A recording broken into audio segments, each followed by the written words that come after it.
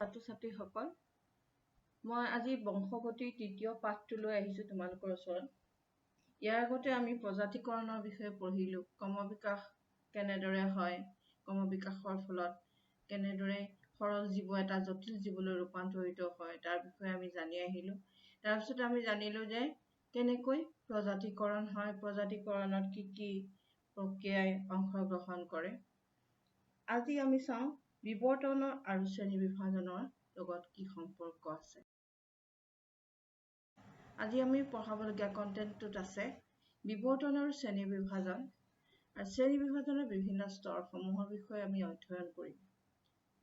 বিবৰ্তন সম্পৰ্কে অনুধাৱন, ক্ৰমবিকাশৰ সাক্ষী, বিবৰ্তনৰ পৰ্যায়, কৃত্ৰিম নিৰ্বাচন, বিবৰ্তন আৰু ক্ৰমোন্নতি একে নহয়, মানুহৰ বিবৰ্তন। গতিকে আমি প্ৰথমে বিবৰ্তন আৰু শ্ৰেণী বিভাজনৰ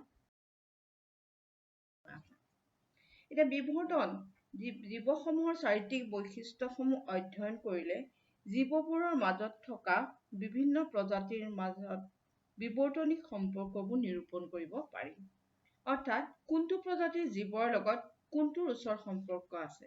আমি যদি কিছুমান গোটত জীৱবোৰক ভাগ কৰি লওঁ, সিহঁতৰ চাৰিত্ৰিক বৈশিষ্ট্যৰ মৌলিক পাৰ্থক্য বা সাদৃশ্যতাৰ ভিত্তিত যদি আমি সিহঁতক ভাগ কৰি লওঁ, তেতিয়া আমি দেখিবলৈ পাম যে যিবোৰ বিভিন্ন প্ৰজাতিৰ মাজত যিবোৰৰ ওচৰ সম্পৰ্ক আছে আৰু সেইবিলাকৰ কি হ'ব, মৌলিক পাৰ্থক্যবোৰ কম থাকিব।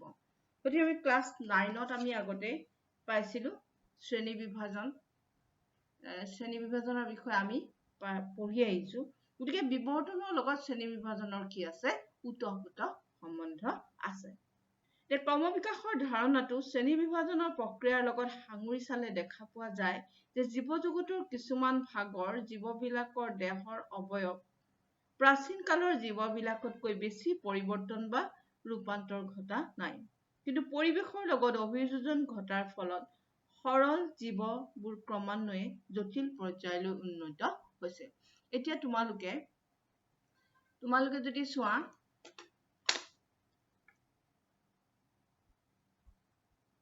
এয়া এইজন আদিম মানৱ। এতিয়া মানুহৰ লগত বিশেষ কোনো কি নাই, পাৰ্থক্য নাই। অংগ পতংগ, দেহৰ অৱয়ব লগত কোনো পাৰ্থক্য নাই। এতিয়া আমি দেখিছোঁ এইটো গৰিলা, চিম্পাঞ্জী আৰু হৈছে ওৰাংগুটান। গতিকে এই জীৱবোৰক যদি আমি অধ্যয়ন কৰি চাওঁ, এই জীৱবোৰৰ মাজত মৌলিক পাৰ্থক্য কিমান। গতিকে অন্যান্য স্তন্যপায়ীৰ পৰা এইটো হৈছে এটা প্ৰাইমেটছ নামৰ এটা ফেমিলিৰ অন্তৰ্গত প্ৰাইমেট। গতিকে ইহঁতৰ বেছিভাগ লক্ষণেই ইটো সিটোৰ লগত মিলে। এতিয়া আমি চাওঁ যে আমি ক্লাছ 9ত পাইছিলোঁ যে কেনেকৈ জীৱবোৰক ভাগ কৰা হৈছিলে। প্ৰথম অৱস্থাত জীৱবোৰ কেনেকৈ ভাগ কৰা হৈছিলে, যে যিবিলাকৰ ওচৰ সম্পৰ্ক আছে, এতিয়া একে গুণ থকা যিবোৰ জীৱৰ মাজত কি হয়, প্ৰজনন সম্ভৱ হয়, সেইবোৰ জীৱক আমি কি বুলি ধৰিছিলোঁ, প্ৰজাতি। কাৰণ এটা প্ৰজাতিৰ সকলো জীৱৰ মাজতে কি হয়, প্ৰজনন সম্ভৱ হয়। গতিকে এটা প্ৰজাতিৰ জীৱহে কি কৰিব পাৰে, বংশ বৃদ্ধি কৰিব পাৰে। গতিকে বেলেগ বেলেগ প্ৰজাতিৰ মাজত বংশ বৃদ্ধি নহয়। গতিকে একে প্ৰজাতিৰ জীৱৰ লক্ষণবোৰ কি হ'ব, সিহঁতৰ ওচৰ সম্পৰ্ক হ'ব। তাৰপিছতে আছিলে গণ, কেইবাটাও প্ৰজাতিৰ লগ লাগি গণ বা জেনাছ, মানে স্পেচিছ জেনাছ। গতিকে কেইবাটাও একেধৰণৰ প্ৰজাতিৰ লগ লাগি কি হয়, গণৰ সৃষ্টি হয়। এনেকুৱা ধৰণৰ বহুত প্ৰজাতিৰ লগ লাগি কি হয়, গণ সৃষ্টি হয়। আকৌ কেইবাটাও গণ, একে ধৰণৰ কিছুমান চৰিত্ৰ থকা গণ লগ লাগি কি সৃষ্টি হয়, গোত্ৰ। এই গোত্ৰ যাক আমি কি বুলি কওঁ, ফেমিলি। তাৰপিছতে হ'ল বৰ্গ, কেইবাটাও একে ধৰণৰ বৰ্গ গোত্ৰ লগ লাগি হয় বৰ্গ, যাক আমি কি বুলি কম অৰ্ডাৰ। তাৰপিছতে কেইবাটাও বৰ্গ লগ লাগি শ্ৰেণী, কেইবাটাও শ্ৰেণী লগ লাগি পৰ্ব, আৰু কেইবাটাও পৰ্ব একে ধৰণৰ পৰ্ব গোট হৈ কি হয় ৰাজ্য। এতিয়া যদি আমি ওপৰৰ ফালৰ পৰা চাওঁ ৰাজ্য, গতিকে আমি যদি উদ্ভিদ আৰু প্ৰাণীৰ কথা কওঁ তেতিয়াহ'লে আমি কি হ'ব জীৱ জগতক প্ৰধানকৈ দুটা ভাগত ভাগ কৰা হৈছে ৰাজ্য, প্ৰাণী ৰাজ্য আৰু উদ্ভিদ ৰাজ্য। গতিকে আকৌ প্ৰাণীৰ ৰাজ্যবোৰক কিছুমান পৰ্বত ভাগ কৰা হৈছে, এইকেইটা হৈছে তাতকৈ অলপ ডাঙৰ গোট পৰ্ব, আৰু উদ্ভিদৰ ক্ষেত্ৰত কি বুলি কোৱা হয় বিভাগ, ডিভিজন। আৰু পৰ্ববোৰ আকৌ সৰু সৰু কিছুমান তাতকৈ কি হৈছে সৰু সৰু গোটত ভাগ হৈছে শ্ৰেণী, শ্ৰেণীৰ পিছত বৰ্গ, বৰ্গৰ পিছত গোত্ৰ, গোত্ৰৰ পিছত গণ, আৰু গণৰ পিছত প্ৰজাতি। গতিকে আমি চাওঁ গতিকে কোনবিলাকত সিহঁতৰ সাদৃশ্য বেছি থাকিব, একে প্ৰজাতিৰ মাজততো সাদৃশ্য থাকিবই, তাৰপিছতে কিছুমান ওচৰ সম্পৰ্ক গণৰ মাজত কি থাকিব সাদৃশ্য থাকিব। গতিকে গোত্ৰ, আমি যে কৈছো এই গোত্ৰটো, এইটো এটা গোত্ৰ, ডাঙৰ ফেমিলি। ইয়াত কি হয় এই ফেমিলিটোৰ নাম হ'ল ছুপাৰ ফেমিলি হোমোনিডি। গতিকে হোমোনিডিত আমাৰ এনেই আগতে আমি গম পাইছিলো, আমি আগতে জানিছিলো যে মানুহবিলাক চিম্পাঞ্জী বা বান্দৰৰ পৰা উৎপত্তি হৈছে, এইটো কিন্তু নহয়, কাৰণ একে সময়তেই কি হৈছিলে যে মানুহৰ যিজন পূৰ্বপুৰুষ চিম্পাঞ্জী, ওৰাং ওটাং এইবিলাকৰ লগত কি হৈছে বহুত ইহঁতৰ কি আছে সাদৃশ্য আছে। গতিকে ইহঁতৰ পূৰ্বপুৰুষ একে, কিন্তু প্ৰত্যেকেই বেলেগ বেলেগ, একে সময়তে ইহঁতৰ কি হৈছে জন্ম হৈছে, আৰু ইহঁত এতিয়াও কি হৈ আছে পৃথিৱীত বৰ্তি আছে। গতিকে ইহঁতক আমি একে সম্পৰ্কৰ বুলি কিয় ক'ব পাৰো, কাৰণ ইহঁত একেটা ফেমিলিৰ অন্তৰ্গত, কাৰণ ইহঁতৰ কি আছে, ইহঁতে যেনেকৈ ইয়াতো 4খন ভৰি আছে, 4টা পদ আছে, মানুহৰো 4টা পদ আছে। মানুহৰ প্ৰথম অৱস্থাত মানুহে কি কৰিছিলে এই ফেমিলিৰ জীৱসমূহৰ দৰে কি কৰিছিলে গছৰ ডালত আছিলে, বগাই আছিলে, হাবিৰ ফল মূল খাই জীয়াই আছিলে। কিন্তু এতিয়া কি হৈছে, এতিয়া মানুহৰ দৰে চিম্পাঞ্জীয়ে কি কৰিব পাৰে, বাচ্চা মানে তেওঁলোকৰ সন্তানক লালন পালন কৰিব পাৰে, বস্তু ভগাই খাব জানে। গতিকে বহুতবোৰ গুণ কি হৈছে মানুহৰ লগত মিলে। গতিকে ইহঁত কি হয় একেটা ফেমিলিৰ অন্তৰ্গত। গতিকে অন্য স্তন্যপায়ী যেনে বাঘ, হাতী, ঘোঁৰা এইবিলাকতকৈ বান্দৰ আৰু চিম্পাঞ্জী, ওৰাং ওটাং, মানুহ এইবিলাকৰ সম্পৰ্ক কি হয় ওচৰ সম্পৰ্ক হয়। গতিকে এই সাদৃশ্যবোৰক আমি এটা গোটত ভাগ কৰি এতিয়া আমি গম পালো যে এই সাদৃশ্যবোৰক যদি আমি এটা গোটত ভগাই লওঁ তেতিয়া কি হয় সিহঁতৰ বিষয়ে অধ্যয়ন কৰাত আমাৰ কি হয় সুবিধা হয়। এতিয়া এইটো তাৰপিছতে আমি চাওঁ এই যে বিবৰ্তন হৈছে, বিবৰ্তন আৰু শ্ৰেণী বিভাজনৰ মাজত যে আমি সম্পৰ্কটো দেখা পালো। গতিকে কি ধৰণৰ সম্পৰ্ক, যে ওচৰ যাৰ যাৰ চাৰিত্ৰিক বৈশিষ্ট্যবোৰ ওচৰ সম্পৰ্কীয় হয় বা মৌলিক পাৰ্থক্যটো কম থাকে, সেইবিলাকেই কি হয় ওচৰ সম্পৰ্ক হয়। সেয়ে হৈছে শ্ৰেণী বিভাজন আৰু বিবৰ্তনৰ মাজত কি হৈছে, সেয়ে হৈছে পাৰ্থক্য। তাৰপিছতে আমি চাওঁ পিছৰটো আমি এনেই গম নাপাওঁ, আমি মানি ল'ব নোৱাৰো, কাৰণ নিযুত নিযুত বছৰ হৈছে এতিয়া যিবিলাক জীৱ পৃথিৱীত জীয়াই আছে সেই জীৱবোৰ কি হৈছে নিযুত নিযুত বছৰ হৈছে সেইবিলাকৰ জন্ম হোৱা।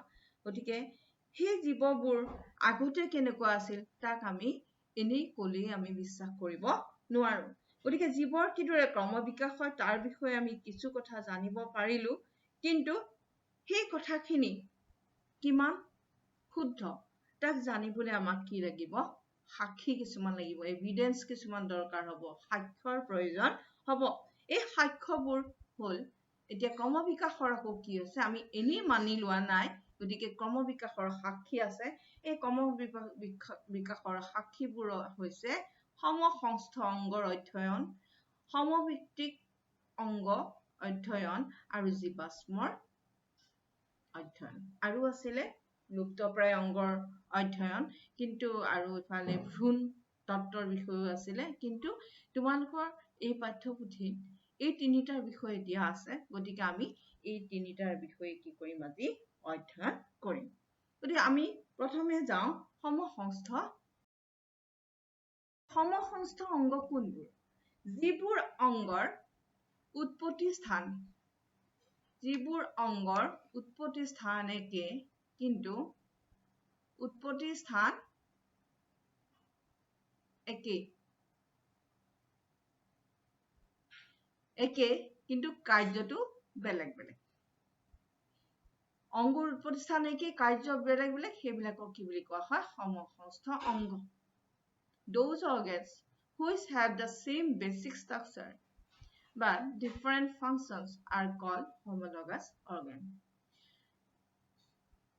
সমভিত্তিক অংগ, যিবোৰ অংগৰ উৎপত্তি স্থান বেলেগ কিন্তু কাৰ্য একে। এতিয়া ইয়াত হৈছে উৎপত্তি স্থান কি হৈছে? বেলেগ। আগৰটোত কি আছিলে? একে। গতিকে কিন্তু সিহঁতৰ কি হৈছে? কাৰ্য একে। এইবোৰক কি বুলি কোৱা হয়? সমভিত্তিক অংগ। Those organs which have different basic structure but have similar appearance and perform similar functions are called analogous organ. জীৱাশ্ম, আৰু এটা সাক্ষ্য হৈছে জীৱাশ্মৰ অধ্যয়ন। জীৱাশ্মনো কি? পৃথিৱীৰ শিলাস্তৰৰ মাজত পোত গৈ থকা মৃত জীৱৰ সাঁচক জীৱাশ্ম বোলা হয়। গতিকে এই জীৱাশ্মবোৰে নিযুত বছৰৰ আগতে বা জীৱ সৃষ্টিৰ পৰাই কি হৈছিল? এই জীৱবোৰ কি হৈ আছিলে? বিভিন্ন সময়ত শিলাস্তৰৰ মাজত পোত গৈ আছিল, আৰু সেই খননৰ ফলত এই জীৱাশ্ম অধ্যয়ন কৰাৰ পিছত কি হৈছে? আজিৰ মানুহে জানিব পাৰিছে যে কোন সময়ত কি জীৱৰ সৃষ্টি হৈছিল। নহলে আমি কি আছিলে আমি গমেই নাপালো। এতিয়া সমসংস্থ অংগনো কোনবোৰ? সমসংস্থ অংগ, এতিয়া চোৱা, হিউমেন, মানুহ, লিজাৰ্ড, জেঠী, ই এবিধ সৰীসৃপ, এইটো হৈছে মেকুৰী, এইটো হুৱেল, তিমি মাছ, এইটো বেট, বাদুলি, এইটো ফ্ৰগ, ভেকুলী, আৰু এইটো হৈছে বাৰ্ড। এতিয়া চাওঁ আমি মানুহৰ হাতত কেইটা আঙুলি আছে? 1 2 3 4 5, 5টা আঙুলি আছে। লিজাৰ্ডৰ চাওঁ, ইয়াতো দেখিছো আমি 1 2 3 4 5, ইয়াতো আছে। এইটো মেকুৰী, ইয়াতো আমি আঙুলিৰ দৰে অংগ দেখিবলৈ পাইছো। কেনেকুৱা? তাক হাতোৰা বুলি কওঁ। 1 2 3 4 5।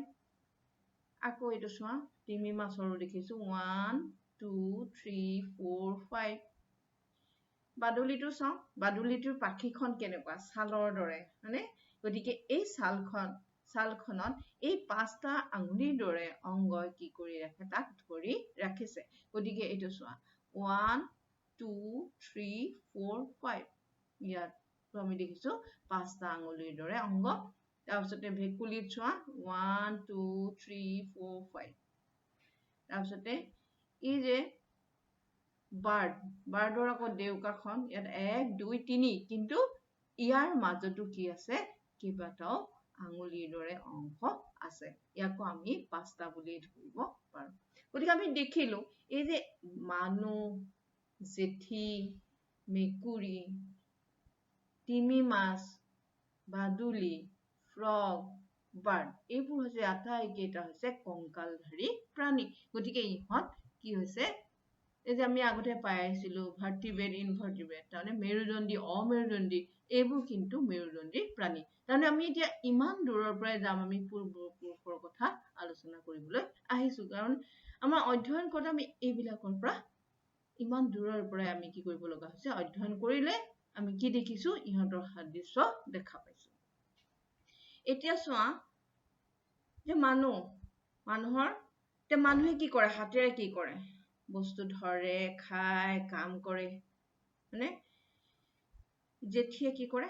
বগাই যায়, হাড়গিডালো চাবা দেই একদম একেই হা ৰেডিয়া আলনা এইটো ৰেডিয়াছ এইটো কয় আলনা দুডাল ভাগত দেখিছা কেনেকৈ কি হৈ আছে ৰেডিয়াছ আলনা এইটো ৰেডিয়াছ আলনা গতিকে গোটেই কিটাতে আমি একে ধৰণৰ হাড়ো দেখা পাইছো মানে কিন্তু সিহঁতে কি কাম কৰে বেলেগ কাম কৰে মেকুৰীয়ে আগঠেঙেৰে কি কৰে খোজ কাঢ়ে দৌৰে মানে ই হাতুৰে তিমি মাছে বাদুলিয়ে উৰি যায় ভেকুলীয়ে জপিয়ায় চৰায়ে উৰে গতিকে ইহঁতৰ উৎপত্তি অংগবিলাক একে উৎপত্তি স্থান একে কিন্তু ইহঁতৰ কি হৈছে কাৰ্য বেলেগ সেইকাৰণে ইহঁতক কি বুলি কোৱা হৈছে সমসংস্থ অংগ আৰু আমি দেখিলে গম পাম যে আটাইতকৈ সুন্দৰ গঠন কাৰ হৈছে মানুহৰ গতিকে আমি বিবৰ্তনৰ ফালৰ পৰাও এই কেইটাৰ ভিতৰত আমি মানুহক কি বুলি ক'ব পাৰো মানুহৰ গঠনটো বেছি উন্নত বুলি ক'ব পাৰো হলেও ইহঁতৰ কি হৈছে ইহঁত সমসংস্থ অংগ গতিকে ইহঁতৰ পূৰ্বপুৰুষ একেই গতিকে ইয়াৰ পৰা আমি অধ্যয়ন কৰি এই সকলোবোৰৰ যে পূৰ্বপুৰুষ একে আছিল আমি তাক অনুধাৱন কৰিব পাৰো তাৰপিছত সমভিত্তিক অংগৰ অধ্যয়ন সমভিত্তিক অংগৰ অধ্যয়নত আমি দেখা পাওঁ যে আমি পাই আহিছো সমভিত্তিক অংগ যাৰ ভিত্তি একে অৰ্থাৎ যি কাম একে কৰে কিন্তু গঠনৰ ফালৰ পৰা বেলেগ এতিয়া চোৱা বাদুলিৰ পাখি উৰিবলৈ ব্যৱহাৰ হয় তো চৰাই পাখি উৰিবলৈ ব্যৱহাৰ হয় তো পখিলাৰ পাখি কিছু ক্ষেত্ৰত চৰাই আৰু বাদুলি প্ৰায় একেই কিন্তু পখিলা একেবাৰে বেলেগ এতিয়া চৰাই দেউকা গঠন কি আছে কিছু বেলেগ বাদুলিতকৈ কিছু বেলেগ কিন্তু ইহঁতে কি কৰিছে কাৰণ ইয়াত কি আছে পাখি আছে আৰু ইয়াত কি আছে এইবোৰ ছাল গঠনৰ ফালৰ পৰা কি হৈছে হেতু ক্ষেত্ৰত বাদুলি আৰু চৰাইৰ মাজত কিছু পাৰ্থক্য আছে কাৰণ ইটো হৈছে ছালেৰে গঠিত এইটো ছালেৰে আবৃত হৈ আছে আৰু এইখিনি হৈছে পাখি আকৌ আনহাতে পখিলাৰ পাখি সম্পূৰ্ণ বেলেগ গতিকে পখিলাৰ পাখিটো ই হৈছে অমেৰুদণ্ডী প্ৰাণী ই পতংগৰ কি কৰে পতংগৰ ভিতৰত পৰে ই হৈছে অমেৰুদণ্ডী প্ৰাণী ই কিন্তু পাখিটোৰে কি কৰিবলৈ ব্যৱহাৰ কৰে উৰিবলৈ ব্যৱহাৰ কৰে গতিকে ই হৈছে সমভিত্তিক অংগ এতিয়া সমভিত্তিক অংগৰ অধ্যয়নো আমাক কি দিয়ে বিবৰ্তনৰ কি দিয়ে সম্ভেদ দিয়ে এতিয়া কাৰণ যি নহলেও পখিলাৰ পাখিতকৈও ইয়াৰ উন্নত তাতকৈ ই বেছি উন্নত তাৰপিছতে আমি চাওঁ জীৱাশ্মৰ অধ্যয়ন আমি জীৱাশ্ম মানে পালোৱে যে পৃথিৱীৰ বিভিন্ন সময়ত শিলাস্তৰত কি হৈ থাকে বিভিন্ন সময়ত উৎপত্তি হোৱা জীৱবোৰ কি হৈছিলে শিলাস্তৰৰ মাজত পুত গৈ বিভিন্ন প্ৰাকৃতিক কাৰণত কেতিয়াবা কি হৈছিলে ভূমিস্খলন হৈছিলে সেই সময়ত সেই জীৱবোৰ সেই ঠাইতে কি হৈ গৈছিলে শিলৰ মাজত পুত খাই গৈছিলে আৰু সেইবোৰৰে ছাপবিলাক কি হৈ গৈছিলে ৰৈ গৈছিল ইয়াৰ কাৰণটো হৈছিলে সেই সময়ত হঠাৎ এনে ধৰণে ছাপ পৰিছিল য'ত তাক পচিবলৈ সি সুবিধা পোৱা নাছিলে আৰু চেপাৰ ফলত সি কি হৈছিলে শিলৰ মাজত সোমাই সেই চেপেটা হৈ তাতে হাস বহি গৈছিল গতিকে বিভিন্ন সময়ৰ কি কৰিছে আজি ভূতত্ত্ববিদসকলে বিভিন্ন সময়ত সৃষ্টি হোৱা জীৱবিলাকৰ এনেকৈ কি পাইছে সম্ভেদ পাইছে এইটো হৈছে গছৰ কাণ্ডৰ জীৱাশ্ম এইটো হল অমেৰুদণ্ডী প্ৰাণীৰ জীৱাশ্ম এমোনাইট নামটো অমেৰুদণ্ডী প্ৰাণীৰ জীৱাশ্ম ইউ শামুকৰ দৰে এটা জীৱ ট্ৰাইলোবিট এইটো হৈছে মাছৰ জীৱাশ্ম এইটো হল ডাইনোসৰৰ লাওখোলাৰ জীৱাশ্ম গতিকে আমি এতিয়া আজি নিযুত বছৰ আগতে পৃথিৱীত ডাইনোসৰে কি কৰিছিলে ৰাজত্ব কৰিছিলে ডাইনোসৰ আছিল গতিকে সেই ডাইনোসৰবোৰ যে আছিল আমি কেনেকৈ গম পালো এই জীৱাশ্মবোৰৰ পুৰৰ পৰাই পাইছো এতিয়া তোমাৰ ডাইনোসৰৰ ওপৰত কিমানখন ছবি নিৰ্মাণ হৈছে গতিকে সেইবোৰ সব কাল্পনিক হলেও তাৰ কি আছিল অস্তিত্বটো আমি কিহৰ পৰা গম পাইছো জীৱাশ্মৰ পৰাই গম পাইছো গতিকে এইবিলাকৰ দ্বাৰাই আজিৰ জীৱ পৃথিৱীত যদিও ডাইনোসৰ নাই কিন্তু এটা সময়ত যে আছিল আমি ইয়াৰ পৰাই গম পাইছো গতিকে এই অধ্যয়নবোৰৰ পৰা কি হৈছে বিৱৰ্তন যে হৈছে জীৱৰ ক্ৰমবিকাশ হৈছে বিৱৰ্তন হৈছে তাৰ বিষয়ে আমি কি কৰিব পাৰিছো জানিব পাৰিছো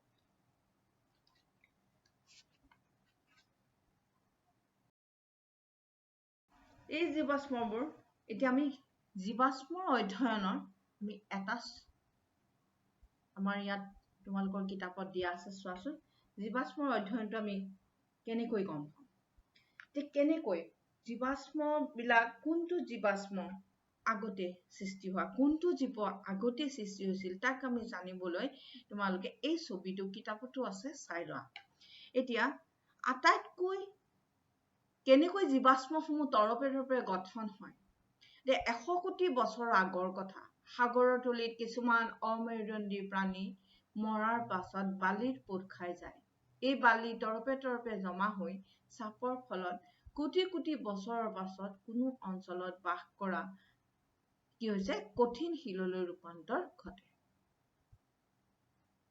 কোটি কোটি বছৰ আগতে সেই যে সৰু সৰু জীৱবোৰ সৃষ্টি হৈছিলে সাগৰৰ তলিত অমেৰুদণ্ডী প্ৰাণীবিলাক সেইবোৰ অস্তিত্ব আমি কেনেকৈ গম পাইছো জীৱাশ্ম অধ্যয়নৰ ফলত গম পাইছো কোটি কোটি বছৰৰ পাছত কোনো অঞ্চলত বাস কৰা ডাইনোসৰৰ মৃত্যুৰ পাছত ইহঁতৰ দেহ বোকাত পোত খাই পৰে কালক্ৰমত বোকাবোৰ কঠিন হৈ শিলত পৰিণত হ'ল এই শিলাখণ্ড অমেৰুদণ্ডী প্ৰাণীৰ জীৱাশ্মৰ উপৰিভাগত স্তৰীভূত হ'ল এই যে প্ৰথম অৱস্থাত যিখিনি জীৱাশ্ম হৈছিল নেক্সট আকৌ কি হ'ল এই জীৱাশ্মৰ ওপৰত পিছৰ বা যিবোৰ মৃত্যু হ'ল ডাইনোসৰৰ তাৰ ওপৰত সেই জীৱাশ্মবোৰ থাকি গ'ল আকৌ কোটি কোটি বছৰৰ পাছত এই শিলাখণ্ডৰ ওপৰত ঘোঁৰা জাতীয় প্ৰাণীৰ জীৱাশ্ম গঠন হৈ এটা স্তৰ সৃষ্টি হ'ব গতিকে দেখিছা প্ৰথমে অমেৰুদণ্ডী প্ৰাণী তাৰপিছত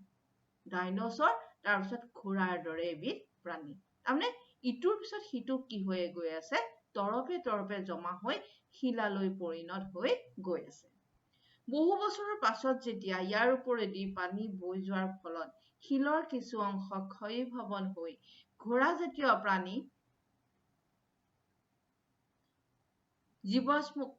প্ৰাণীৰ জীৱাশ্ম ওলাই পৰে গতিকে গভীৰৰ শিলাখণ্ডৰ খননৰ ফলত পুৰণি জীৱাশ্মসমূহ পোৱা যায় গতিকে কেনেকৈ জীৱাশ্মৰ সম্ভেদ পাইছিলে গতিকে এনেকৈ যেনেকে এই যে পানী বৈ যোৱাৰ ফলত শিলৰ অংশ কিছু ক্ষয় গ'ল ক্ষয় যোৱাৰ পিছত কি ওলাই পৰিলে সেই ঘোঁৰা জাতীয় প্ৰাণীবিধ ওলাই পৰিলে আৰু খান্দি যাওঁতে কি পোৱা গ'ল ডাইনোসৰ পোৱা গ'ল তাৰ পিছতো খান্দাৰ পিছত কি পোৱা গ'ল সেই অমেৰুদণ্ডী প্ৰাণীখিনি পোৱা গ'ল গতিকে এই অধ্যয়নে আমাক জনালে যে আটাইতকৈ আগতে কি জন্ম হৈছিলে এই অমেৰুদণ্ডী প্ৰাণীবিধৰ জন্ম হৈছিলে তাৰপিছতহে এই ডাইনোসৰ তাৰমানে সৰীসৃপ তাৰপিছত আমি দেখিছো ঘোঁৰা জাতীয় প্ৰাণীবিধ হৈছে কি স্তন্যপায়ী গতিকে এই জীৱাশ্ম অধ্যয়নে যে পৃথিৱীত যে সৰল অৱস্থাৰ পৰা জীৱবোৰ পৰিৱৰ্তন হৈ বেলেগ বেলেগ জীৱৰ সৃষ্টি হৈছে তাৰ সম্ভেদ আমাক তাৰপিছতে আমি আহো গৈছিলে কিছুমান বিৱৰ্তনৰ পৰ্যায় বিৱৰ্তনৰ পৰ্যায় এতিয়া আমি থকা জীৱবিলাকত আমি বিৱৰ্তনৰ পৰ্যায় যদি আমি অধ্যয়ন কৰো বিৱৰ্তনৰ ফলত কিছুমান জটিল অংগ আৰু মধ্যৱৰ্তী স্তৰৰ সৃষ্টি হয় ইয়াৰ পৰা জীৱই জীয়াই থাকিবলৈ যোগ্যতা অৰ্জন কৰে ইয়াৰো আগতে আমি ক্ৰমবিকাশৰ বিষয়ে অধ্যয়ন কৰোঁতে আমি পাইছিলো যে দুটা জীৱৰ মাজত কি হয় এটা মধ্যৱৰ্তী জীৱৰ সৃষ্টি হয় আৰু আমি যেনেকে ডাইনোসৰৰ পৰা পক্ষীৰ সৃষ্টি হোৱা বুলি জনা যায় গতিকে সেই পক্ষীবিধ আছিলে আৰ্কিঅপটেৰিক্স নামৰ এবিধ পক্ষী। গতিকে এই বিবৰ্তনৰ ফলত যে কিছুমান জটিল অংগৰ সৃষ্টি হয়। এতিয়া প্ৰথমে আমি চাওঁ চকুৰ উৎপত্তি। প্ৰথম অৱস্থাত অমেৰুদণ্ডী প্ৰাণীবিলাকত কি নাছিলে? চকু নাছিলে। কিন্তু প্ৰথম চকুৰ উৎপত্তি হয়। যে বিবৰ্তনৰ ফলত যে কিছুমান জটিল অংগৰ সৃষ্টি হয়, এতিয়া চকু এটা জটিল অংগ, গতিকে তাৰ বিষয়ে আমি কিছু অধ্যয়ন কৰোঁ। গতিকে চকুনো প্ৰথমে কোনটো জীৱত সৃষ্টি হ'ল আমি চাওঁ আহা। তাক আমি বিবৰ্তনৰ পৰ্যায় হিচাপে ধৰি লৈছোঁ। প্লেনেৰিয়া বা চেপেটা কৃমিত থকা চকুৰ চিহ্ন হ'ল চকুৰ আৰম্ভণি। জীৱত চকুৰ আৰম্ভণি এই চেপেটা কৃমিতে আৰম্ভ হৈছে। ই হৈছে প্লেনেৰিয়া, যি মাত্ৰ পোহৰৰ প্ৰতি সংবেদনশীল। মাত্ৰ ইয়াত কি হৈছিলে? এই পোহৰ ধৰিব পাৰে। সেই চকুটো এনেকুৱা আছিলে, এতিয়া আমি যেনেকে পৃথিৱীত যিমান চকুৰে আমি কিমান বস্তু দেখা পাওঁ, চকু আমাৰ কাৰণে এটা জটিল অংগ। কিন্তু প্ৰথম প্লেনেৰিয়াৰ চকুটোৱে মাত্ৰ পোহৰকহে সি কি কৰিব পাৰিছিলে? এই পোহৰ সংবেদী, অকল পোহৰকহে দেখা পাইছিলে। গতিকে বহুতো অমেৰুদণ্ডী প্ৰাণীৰ চকু আছে, কিন্তু সকলো প্ৰাণীৰ চকু একে নহয়। ক্ৰমান্বয়ে পৰিৱৰ্তন হৈ বিভিন্ন প্ৰাণীৰ তাৰ দৃষ্টিক ক্ষমতা ভিন ভিন হয়। গতিকে এতিয়া তোমালোকে চোৱাচোন, আমি বিভিন্ন প্ৰাণীৰ চকুবোৰ আমি চাওঁ। এইটো হৈছে অক্টোপাছৰ চকু। অক্টোপাছৰ চকু তাৰমানে ই প্লেনেৰিয়াতকে কি হৈছে? উন্নত হৈছে। তাৰপিছতে হ'ল এইটো হৈছে ইনচেক্ট। তোমালোকে জানানে ইনচেক্টত কিমান আছে? ইনচেক্ট মানে এইটো হৈছে জিয়া, নে বিভিন্ন ধৰণৰ। এই জিয়াত 1,00,000টামান চকু আছে। অকল মাখি, জিয়া, মহ, যিমানবোৰ পতংগ আছে, সকলোৰে চকু কি হৈছে? 1,00,000 মান হ'ব। গতিকে এই চকুবোৰ বিশেষ ধৰণে সজ্জিত নহয়, বা আমাৰ চকুৰ দৰে ইমান কি নহয়, জটিল অংগ নহয়। কিন্তু ইহঁতে কি কৰিব পাৰে? 1,00,000 মান চকুৱে পোহৰ কি কৰিব পাৰে? পোহৰ সংবেদী হয়। গতিকে ই সহজে সেইকাৰণে কি কৰিব পাৰে? পলাব পাৰে, আঁতৰি যাব পাৰে, চাৰিওফালে দেখা পায়। গতিকে ইটোৰ লগত ইটোৰ পিছত সিটোৰ কি হৈ আহিছে? বিবৰ্তন হৈ ক্ৰমান্বয়ে সি জটিলতাৰ অৱস্থালৈ গুচি গৈছে। তাৰপিছতে মাছটো চাওঁ। মাছৰ চকুটো ইয়াতকৈ জটিল। তাৰপিছতে মানুহৰ চকু আটাইতকৈ জটিল অংগ। মানুহৰ চকুটো আটাইতকৈ জটিল অংগ। গতিকে আমি দেখা পাইছো এনেকৈ অংগবোৰো কি হৈছে? বিবৰ্তনৰ ফলত ক্ৰমান্বয়ে প্ৰতিটো অংগ এনেকে কি হৈ গৈছে? পৰিৱৰ্তন হৈ ক্ৰমান্বয়ে জটিল অৱস্থাত পৰিণত হৈছে। আমি ক্ৰমবিকাশৰ আৰু এটা বস্তু চাওঁ। এইটো দেখিছা আৰ্কিঅপটেৰিক্স। এইটো হৈছে আৰ্কিঅপটেৰিক্স, এটা হৈছে ডাইনছৰৰ এটা প্ৰজাতি। গতিকে এই আৰ্কিঅপটেৰিক্সটো লাহে লাহে কিহত পৰিণত হৈছে? এই আগতে সৰীসৃপ। গতিকে ইয়াৰ মুখখন এতিয়াও সৰীসৃপ, মানে লাহে লাহে ই কি হৈ গৈছে? ঠেংটোৱে বেলেগ ধৰণে ৰূপ লৈছে। তাৰপিছতে এইবোৰ পাখিলৈ পৰিৱৰ্তন হৈছে। আকাৰটো লাহে লাহে সৰু হৈ গৈছে। আগৰ ডাঙৰ ডাঙৰ ডাইনছৰ অৱস্থাত নাই সি, আৰু পাখিলৈ পৰিণত হৈছে। আৰু সি পাখি কিহৰ কাৰণে ব্যৱহাৰ কৰিছে? সি প্ৰথম অৱস্থাত কিন্তু সি ল'বৰ কাৰণেহে কি হৈছে? ই ব্যৱহাৰ কৰিছে। তাৰপিছতে সি ডাইনছৰটো হৈছে সৰীসৃপ আৰু পক্ষীৰ মাজৰ সি মধ্যৱৰ্তী জীৱ। গতিকে ইয়াৰ পৰাই কি বুলি ধাৰণা কৰা হয়? ইয়াৰ পৰাই পক্ষীৰ সৃষ্টি হৈছে বুলি ধাৰণা কৰা হয়। তাৰপিছতে আমি চাওঁ যে পাখি, এতিয়া প্ৰথম অৱস্থাত আচলতে চৰাইয়ে পাখিৰে কি কৰে? উত্তাপ নিয়ন্ত্ৰণ কৰে। দেখিছানে? জুপুকা মাৰি বহি আছে, তাৰমানে ই কি লৈছে? এই পাখিৰ সহায়ত সি উত্তাপ নিয়ন্ত্ৰণ কৰিছে। আৰু সেই পাখি পিছলৈ সি কিহৰ ব্যৱহাৰ কৰিছে? উৰণত ব্যৱহাৰ কৰিছে। পালো যে বিভিন্ন জীৱবোৰে কেনেকৈ সৰল অৱস্থাৰ পৰা বিভিন্ন অংগৰ কি হৈছে বিৱৰ্তন হৈ জটিল অৱস্থা প্ৰাপ্ত হ'ল। গতিকে আজি আমি ইমানতেই আজিৰ এইটো পাঠ সামৰিছো আৰু